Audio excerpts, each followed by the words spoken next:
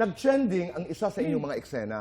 That sword fight. Nakita ko yung sword fight. Whose idea was that? Ang ganda ha. Sa kanila po. Yes, sa creative. I saw pa a creative. TikTok thing of Riza Senon. Yes! Sila yung nauna. Reacting to that. Oo. Yes. Ayan, meron tayo. Ayan. Ito, nag-trending ito. Chang Susan, maraming salamat. Taray.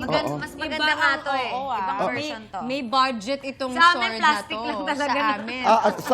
Mas may budget May kami? budget to, Tito Boy. Okay. Oo. Si Betty yan. So paano? Anong nangyari? Anong kwento nitong... Ang kwento po na to, nung ginawa, Mars, gagawin daw natin yung Sword fight. Yung sword fight. To be honest, umaalma talaga ako. Oo, dun, Tito Boy. umaalma I didn't siya. wanna do the scene. Okay. I wasn't comfortable to do the scene. Why? Why not? Serious kasi te, actor. Because I did not see why we needed to do that. You're that kind of an actor. Yes, Na pag may eksena na labag sa iyong at that moment, Medyo, I would say something.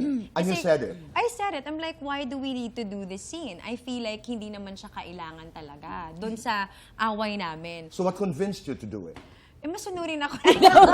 wala choice. Eme ko lang yung eme ko lang naman yun. Pero susunod, hindi, joke lang yun. They explained to me na it's an effort talaga. Yung scene na yun is really created para mapag-usapan siya. So I'm like, kasi ako gusto kong magkaroon ng parang, anong pinanggagalingan ko as Yes, in my character for Okay. me to Bakit do siya gagawin? this.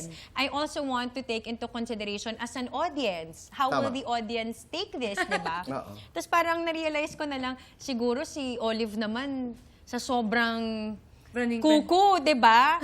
She will do whatever. So sabi ko, Anything. oo. So sabi ko, sige, yun na lang yung magiging motivation ko. Bilang si Olive naman, talagang may something sa isip.